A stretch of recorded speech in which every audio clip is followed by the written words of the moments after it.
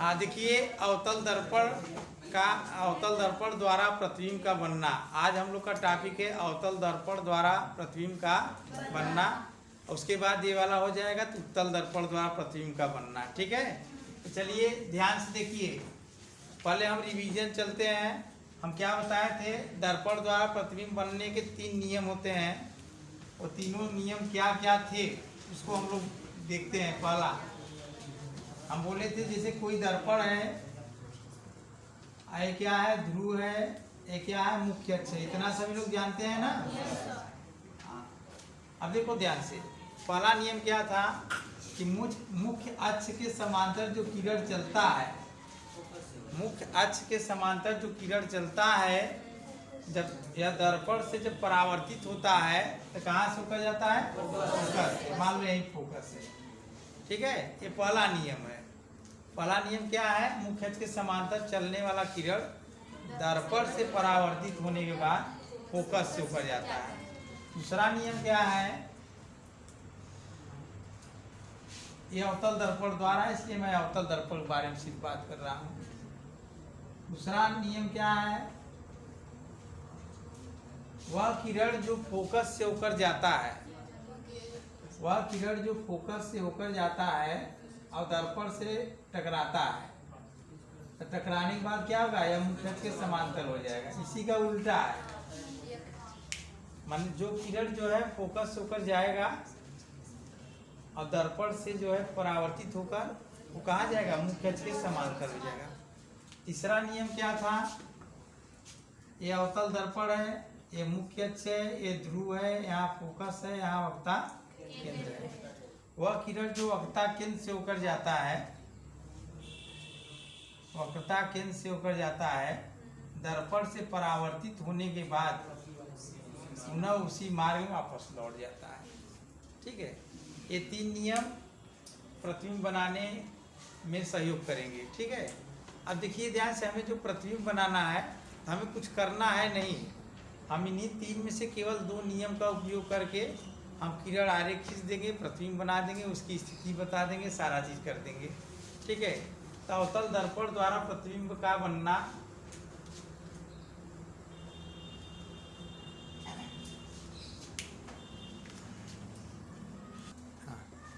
लिखिए, भिन्न भिन्न स्थिति के आधार पर, भिन्न भिन्न स्थितियों के आधार पर अवतल दर्पण द्वारा, अवतल दर्पण द्वारा,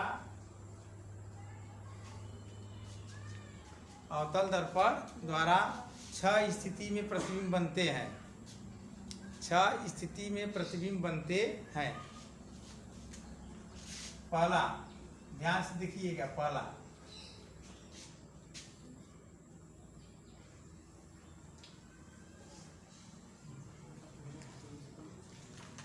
ये कौन सा दर्पण है, अवतल दर्पण। ठीक है, तो अवतल दर्पण के मध्य भाग को हम लोग ध्रुव कहते हैं। यह मुख्य अक्ष हो गया, यहाँ पे फोकस हो गया और यहाँ पे वक्ता केंद्र हो गया। एक बात और ध्यान देना, अगर यहाँ से यह दूरी 5 है तो यहाँ से यह दूरी कितना होगा, 10, क्योंकि इसमें नियम होता है यह बराबर होता है r/2। और ये r क्या होता है, वक्रता त्रिज्या, मतलब यहाँ से यहाँ तक की दूरी को हम लोग क्या बोलते हैं, वक्रता। समझ में आया, इसको P से C तक की दूरी को वक्रता त्रिज्या कहते हैं, उसको r से प्रदर्शित करते हैं। और यह बराबर r/2 होता है, यहाँ से अगर 10 है तो ये वाला 5 होगा। ठीक है, ये तो अलग प्रकार का ज्ञान था। चलो हम लोग चलते हैं। पहला, वस्तु की स्थिति। सबसे पहले हम वस्तु की स्थिति कहाँ रखेंगे, अनंत पर। कहाँ रखेंगे, वस्तु की स्थिति अनंत पर है। अब प्रतिबिंब की स्थिति कहाँ होगा, प्रतिबिंब की स्थिति होगा हमारा फोकस पे। कहाँ होगा, फोकस पर होगा। तीसरा बात, ध्यान से देखो, वस्तु कहाँ पर है? अनंत पर है। अब अनंत कहाँ बनाएंगे? इसमें डायग्राम को देखो ध्यान से, फिर से मैं चित्र थोड़ा नीचे देता हूँ।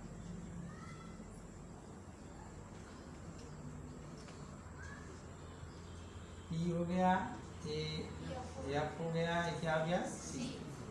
अनंत लेना है तो अनंत यहाँ आप लेते हैं। ये जो यहाँ तक पाई है ना, इसको छोड़कर थोड़ा दूर, मान लो वस्तु अनंत पर है। कहाँ है? ठीक है। अब प्रतिबिंब कैसे जानेंगे फोकस बनेगा? तो नियम बनाया गया है। क्या नियम बनाया गया है? अनंत से जो किरणें चलती है ना, उसको आपस में समांतर मानते हैं। पहला बात ध्यान देना, अनंत से जो किरणें चलती है वे आपस में क्या होती है? देखिए सूर्य बहुत दूर है ना, वहाँ से किरण चाहे जैसे चले, लेकिन हम सभी किरणों को क्या मानते हैं? समांतर। तो अनंत पे जो वस्तु होता है वहाँ जो किरण चलता है क्या होते हैं? समांतर होते हैं। तो समांतर किरण कहाँ से होते हैं? समांतर किरण परावर्तन के बाद फोकस या फोकस तल पर गिरते हैं। कल बताया गया था, मतलब अगली बार। हाँ देखिए, वस्तु की स्थिति अनंत पर था तो प्रतिबिंब की स्थिति फोकस पर, और प्रतिबिंब का आकार छोटा, तो प्रकृति कितना है? वास्तविक उल्टा है। आरेख यहाँ पर है। ठीक है। हाँ देखिए, यह दर्पण हो गया, एक फोकस हो गया। ठीक है। ये क्या है? वक्रता केंद्र है, यह अनंत है। ठीक है। अब देखो, इस बार वस्तु को रखना है वक्रता केंद्र और अनंत के बीच। वक्रता केंद्र व अनंत के बीच वस्तु कहाँ पे है? वक्रता केंद्र व अनंत के बीच। अब प्रतिबिंब कहाँ बनेगा? वक्रता केंद्र का वक्रता केंद्र ही बोलना है। ठीक है। वह अनंत का क्या बोलना था? फोकस के बीच बनेगा। बात समझा? देखो, वक्रता केंद्र व अनंत के बीच वस्तु को रखे हैं तो उसका प्रतिबिंब कहाँ बनेगा? वक्रता केंद्र का वक्रता केंद्र ही बोलना है, वह अनंत का फोकस। समझा? ये हो गया प्रतिबिंब की स्थिति। अब प्रतिबिंब का आकार क्या होगा? छोटा होगा। क्या होगा? छोटा ही होगा। ठीक। और चौथा है प्रकृति। प्रकृति क्या होगा? उल्टा। उल्टा व वास्तविक। ठीक। और डायग्राम हम लोग खींचते आ रहे, ध्यान से देखो। यहाँ पे एक वस्तु ए बी रखा हुआ है। ठीक। तो दो किरण लेकर तीन नियम होता है, तीन में से दो नियम लेकर हम लोग प्रतिबिंब बनाएंगे। तो एक यहाँ समांतर वाला चल रहा है किरण, मुख्य के समांतर चलेगा किरण, तो कहाँ से हो जाएगा? फोकस से। और दूसरा जो है मैं वक्रता केंद्र से ले लेता हूँ। ठीक है। वक्रता केंद्र से लेकर चलेंगे तो यह क्या होगा? दर्पण से परावर्तित होने के बाद इसकी मार्ग जाएगा। तो दोनों किरण कहाँ कटे हैं? यहाँ पे ए डैश हो जाएगा, बी डैश। अच्छा देखो, हम लिखे हैं ना प्रतिबिंब की स्थिति वक्रता केंद्र व फोकस के बीच। तो वक्रता केंद्र व फोकस के बीच बना है ना। ये प्रतिबिंब हो गया। और वस्तु से छोटा होगा प्रतिबिंब। कैसा होगा? वस्तु से छोटा। क्यों होगा? ध्यान से देख लो, वस्तु से छोटा। देखो, एक बात हमेशा ध्यान देना, वक्रता केंद्र पर बराबर होता है। इधर से यहाँ पर वस्तु होता है, इसका प्रतिबिंब हमेशा छोटा, मतलब जैसे जैसे दर्पण की तरफ जाएंगे हमारा प्रतिबिंब बढ़ता चला जाएगा ना। जब वक्रता केंद्र पहुंचेंगे तो एकदम बराबर हो जाएगा। कौन बराबर होगा? वस्तु और प्रतिबिंब आपस में बराबर होंगे। फिर इसके बाद आगे जब बढ़ेंगे तो प्रतिबिंब बड़ा होगा, वस्तु छोटा। फिर से समझ लो, इसके इधर वस्तु छोटा होता, वस्तु बड़ा होता है, प्रतिबिंब छोटा होता है ना। जैसे वक्रता केंद्र है, वक्रता केंद्र के पहले वस्तु हमेशा बड़ा रहेगा और प्रतिबिंब छोटा। जैसे ही वस्तु को वक्रता केंद्र के आगे रखेंगे तो वस्तु छोटा होगा, प्रतिबिंब उसका बड़ा होगा। ठीक। अब वक्रता केंद्र के बराबर होगा। ठीक। वस्तु वक्रता केंद्र पर है, प्रतिबिंब कहाँ होगा, वक्रता केंद्र पर ही होगा। ठीक है, अब कैसा होगा, वस्तु के बराबर, वस्तु के बराबर। ठीक, और प्रकृति कितनी क्या होगा, उल्टा व वास्तविक। आरेख हम लोग खींचते हैं, देखो ध्यान से। अवतल दर्पण है, ये ध्रुव है, ये फोकस है, ये वक्रता केंद्र है। ठीक है, अब क्या करेंगे हम लोग, इस पे वस्तु को रखेंगे। ठीक, अब तीन में से किन्हीं दो नियम का उपयोग करते हैं।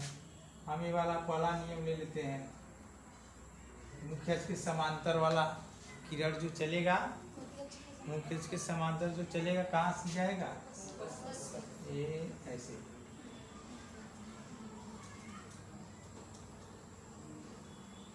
समझ में आया, चलो।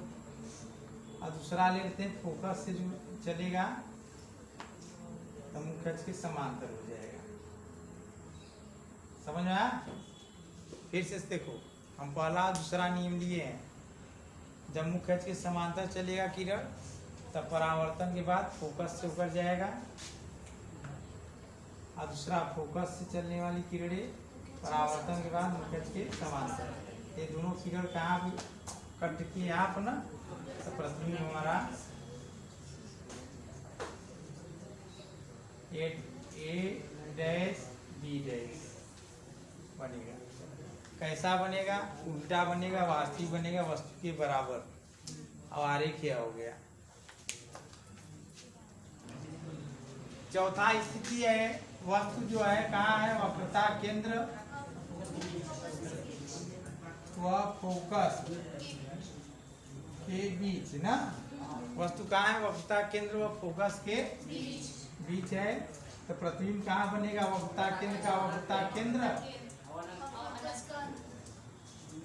वक्रता केंद्र। अब फोकस से क्या होगा, अनंत। ठीक है, अच्छा। प्रतिबिंब का आकार क्या होगा, हम बोले थे जब इसके आगे वस्तु को रखेंगे तो बड़ा बनेगा ना, वस्तु से बड़ा, वस्तु से बड़ा। प्रकृति क्या होगा, उल्टा व वास्तविक। अब आरेख खींचते हैं हम लोग, वस्तु को यहाँ रखिए भाई, यहाँ ए है, यहाँ बी है। ठीक है, वस्तु को हम रख दिए ना। प्रतिबिंब बनाना है दो नियम का प्रयोग करके। एक ऐसे चला तो फोकस से ऊपर जाएगा, कहाँ से ऊपर जाएगा, और दूसरा फोकस से लेके चलिए,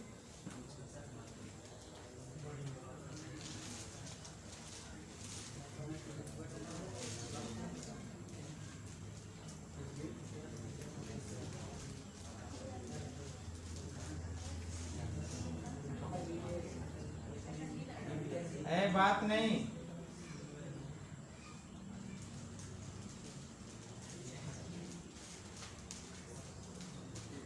हाँ देखो, कहाँ मिले किरण, वक्रता केंद्र व अनंत के बीच।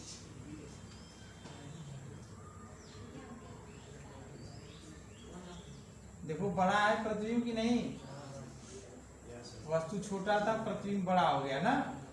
इसको डॉट लाइन द्वारा ऐसे करते हैं। ठीक,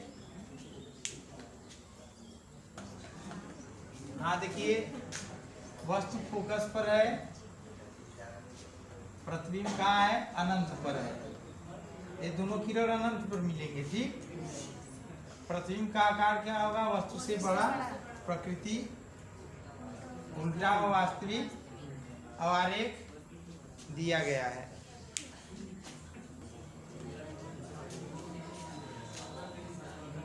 ये समांतर किरणें हैं, समांतर किरणें कहाँ मिलेंगे, अनंत पर। ठीक,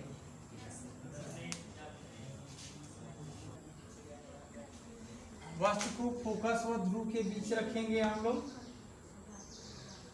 ठीक, ये हमारा वस्तु है ए बी, और वो प्रतिबिंब की स्थिति अनंत और ध्रुव के बीच होगा। दूसरी तरफ प्रतिबिंब का आकार क्या होगा? वस्तु से बहुत बड़ा, वस्तु से बहुत बड़ा। ठीक।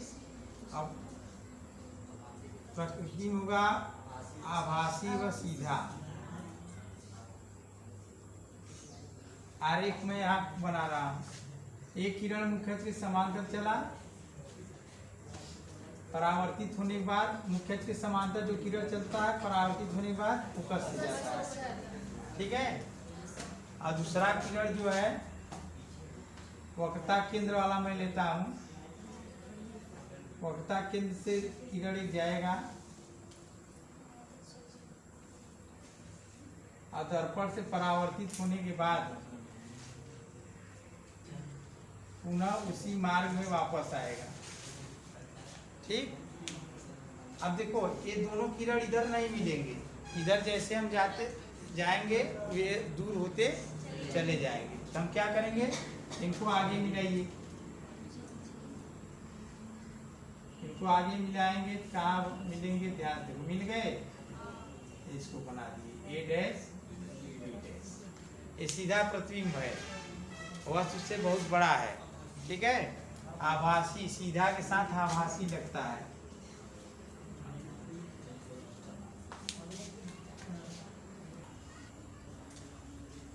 देखिए हम लोग जो है वस्तु को फोकस पे रखेंगे तो प्रतिबिंब कहाँ बनेगा? अनंत पर।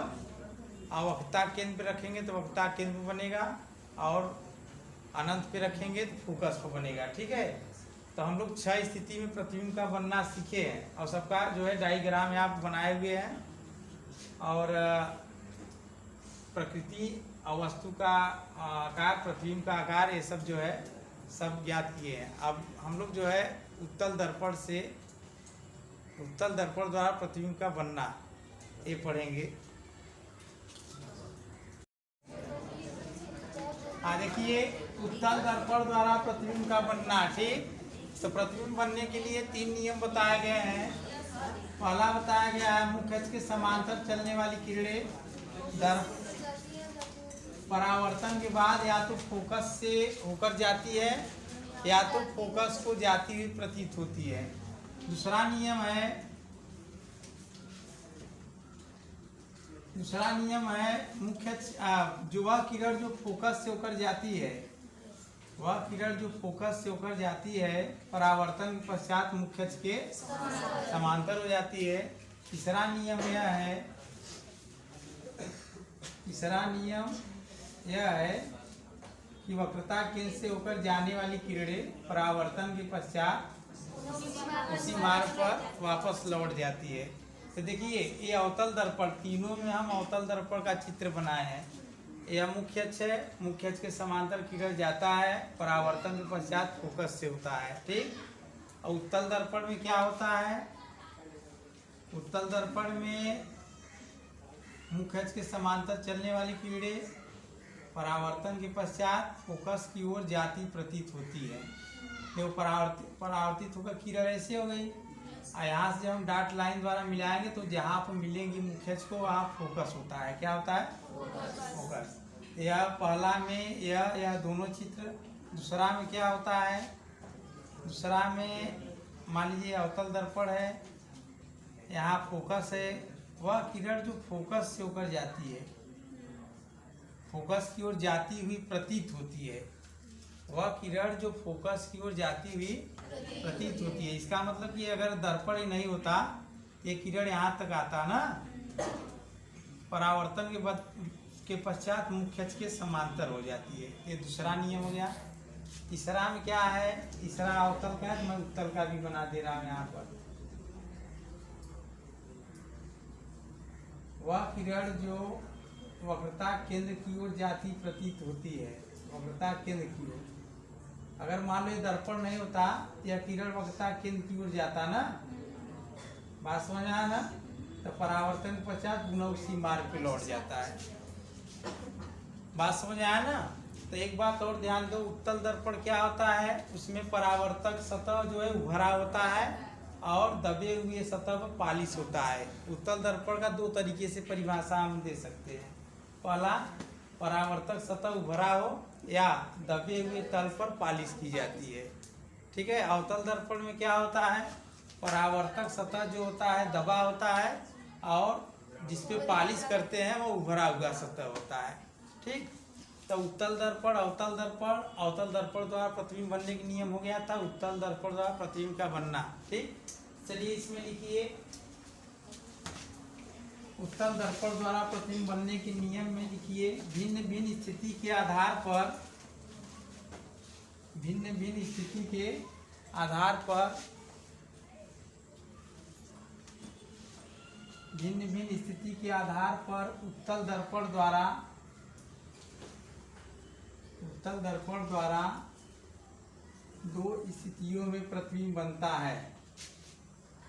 उत्तल दर्पण द्वारा दो स्थितियों में प्रतिबिंब बनता है। ठीक।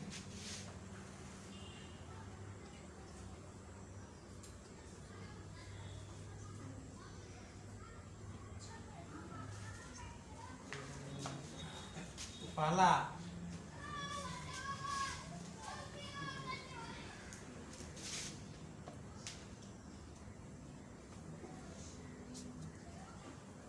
पहला वस्तु की स्थिति हम कहाँ पर रखेंगे, अनंत पर। कहाँ रखेंगे, अनंत पर।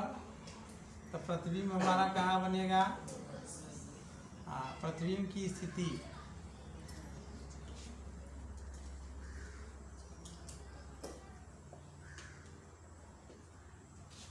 प्रतिबिंब की स्थिति हमारा होगा फोकस पर।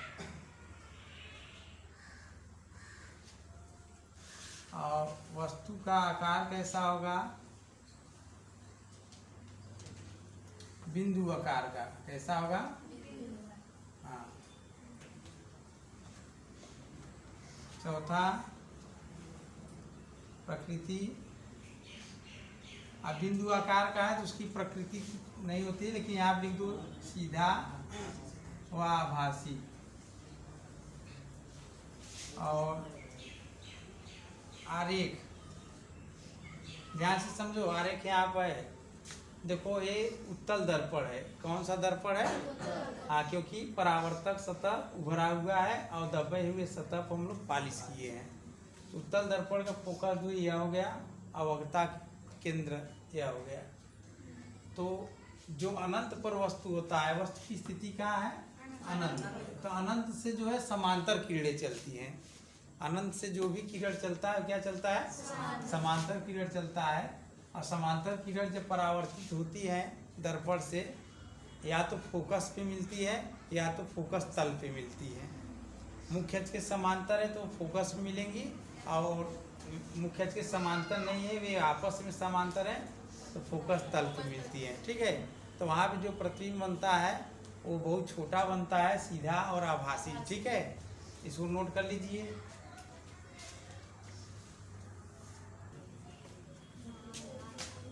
दूसरी स्थिति, वस्तु की स्थिति हम लोग लेते हैं ध्रुव, अनंत व ध्रुव के बीच। अनंत व ध्रुव के बीच वस्तु को कहाँ रखा गया है, अनंत व ध्रुव के बीच। तो प्रतिबिंब की स्थिति कहाँ होगी, अनंत का फोकस व ध्रुव के बीच। ठीक। वस्तु का आकार, प्रतिबिंब का आकार, यहाँ पर प्रतिबिंब का आकार लिखिए, उसमें भी प्रतिबिंब का आकार होना चाहिए था। प्रतिबिंब का आकार क्या होगा, वस्तु से छोटा, वस्तु से छोटा। प्रकृति क्या होगा, आभासी व सीधा। आभासी के साथ सदैव सीधा लगता है। ठीक है, आभासी उल्टा कभी मत कहना। और आरेख मैं बना रहा हूँ, देखिए ध्यान से। यह उत्तल दर्पण हो गया, क्या हो गया, यह मुख्य अक्ष हो गया। यह उत्तल दर्पण या मुख्य अक्ष। दर्पण के मध्य बिंदु को हम लोग ध्रुव कहते हैं, P। यहाँ भी फोकस हो गया, और जितना दूरी यह होता है उतना दूरी क्या होता है, वक्रता केंद्र होता है। हम एक वस्तु को यहाँ पर रखते हैं, अनंत व ध्रुव के बीच में रखते हैं AB। बात समझ में आया? अनंत व ध्रुव के बीच में AB को रखते हैं। AB से जो किरण चलता है, ध्यान से देखिए, AB से एक किरण चलता है, दर्पण से परावर्तित होने के बाद ऐसे लौट जाता है। जगह जिधर इधर नहीं लौटेगा, इधर जगह नहीं है, जिधर जगह है उधर मतलब वो लौटेगा। ठीक है, इसको मुख्य की समांतर है तो कहाँ से ऊपर जाएगा? फोकस से। हो गया। प्रतिबिंब बनाने के लिए 3 नियम है, 3 में से केवल 2 का हमें पालन करना है। एक तो हो गया। दूसरा, चलो, एक किरण वक्ता केंद्र की ओर जाएगा। एक किरण को हम लोग लेते हैं, मान लीजिए वक्ता केंद्र पे जाएगा। ठीक है, तो वक्रता केंद्र यह है तो ऐसे, ठीक, यह किरण वक्ता केंद्र की तरफ जा रहा था ना। ठीक, लेकिन दर्पण यहाँ पर आ गया। जब दर्पण आ गया तो यह क्या होगा? परावर्तित हो जाएगा यहीं से। ठीक, हम क्या करेंगे? दोनों किरण को मिलाते हैं। दोनों किरण आगे तो मिलेंगे नहीं, आगे मिलेंगे, यहाँ वस्तु है, इनको पीछे मिलाते हैं, ऐसे करके मिलाते हैं। ये वाला दोनों देखिए यहाँ पर मिले हैं, यहाँ पर ना, ये यहाँ प्रतिबिंब हमारा तैयार हो गया है। इसको A डैश B डैश बोलेंगे। तो देखिए यह वस्तु से छोटा है कि नहीं? सीधा भी है तो छोटा है, सीधा है तो आभासी है। ठीक, प्रकृति आभासी है। तो यह उत्तल दर्पण द्वारा प्रतिबिंब बनने की दूसरी स्थिति है। तो वस्तु की स्थिति अनंत व ध्रुव के बीच, प्रतिबिंब की स्थिति फोकस व ध्रुव के बीच, और प्रतिबिंब का आकार वस्तु से छोटा, प्रकृति आभासी और सीधा, और आरेख यहाँ पे है।